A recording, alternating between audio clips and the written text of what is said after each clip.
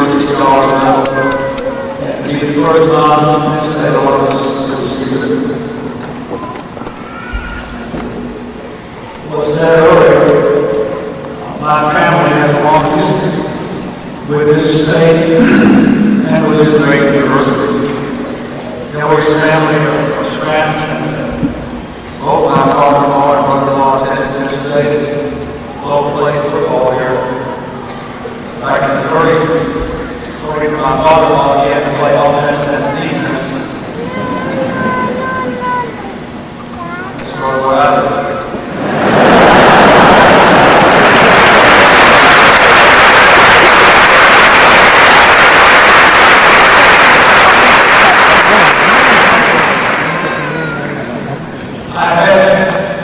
Other good personal associations with this university, and for all those I'm very grateful.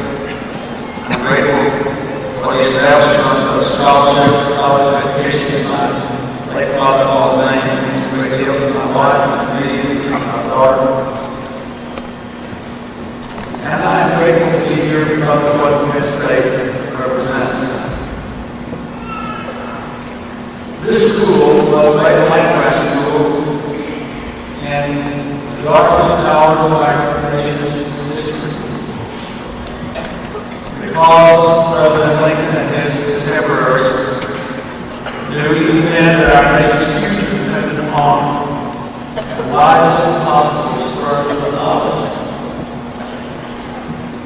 Though faced with the possibility of the very union of our states breaking up, our leaders were still thinking about the future. And to all the graduates here with advanced degrees, I say, a great nation must always be thinking about tomorrow. Therefore, even as you relish this day, I ask you to join me just for a few moments in thinking about tomorrow. For you will live a great deal of your lives in the 21st century, the most remarkable age of possibility in history. I have been told that today every student in Penn State is given an email account, and that more than 1 million email messages are sent every day. That is just a taste of the global economy, a dazzling global economy, giving more and more people a chance to work with their minds instead of their backs throughout their career. Many of you jobs that you have not even invented yet. You will have incredible choices in where you live and how you work. You will be able to raise your children with greater peace and freedom and the most diverse and vibrant democracy history has ever known. At least that's what I want our country to be like as we move into the 21st century.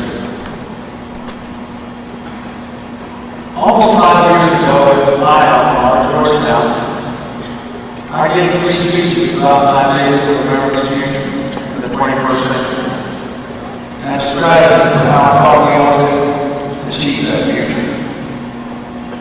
I said then, and I'd like to repeat now, that my vision is pretty simple and straightforward. I want an America in which all Americans, without regard to their race, gender, or station in life, who are willing to work hard for the chances without their needs. I want an America that remains the world's strongest force for peace, freedom, and prosperity.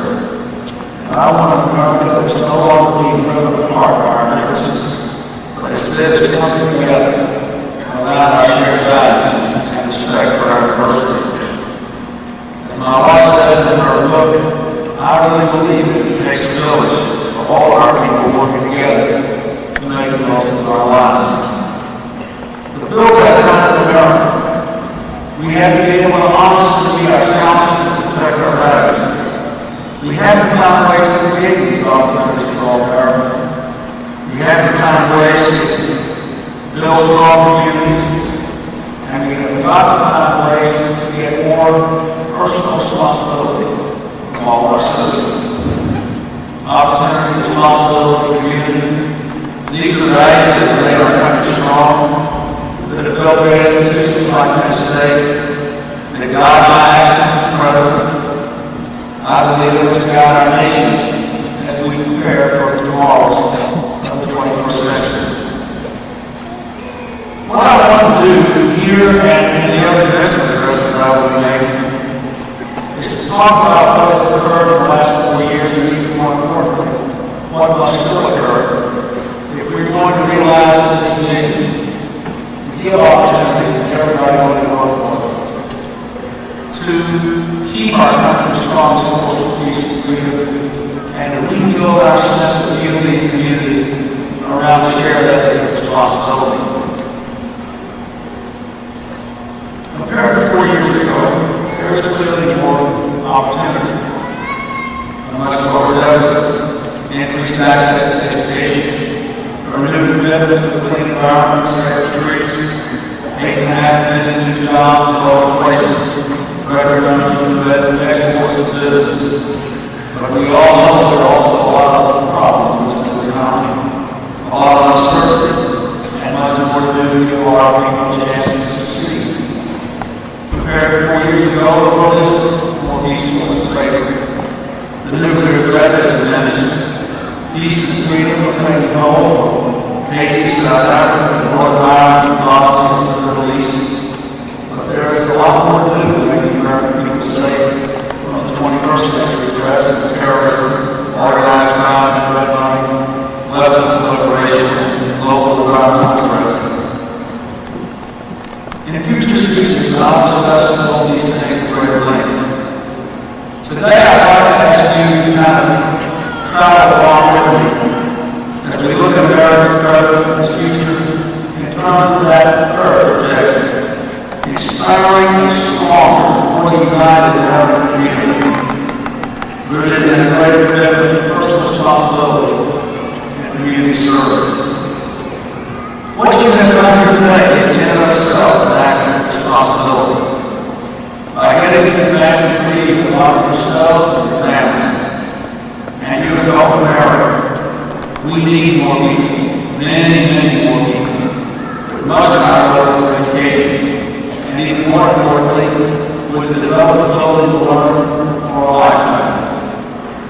We need this kind of personal responsibility from all our citizens doing the best to make the most of their own lives, and we must apply lessons to their success as individuals to our common work as a nation.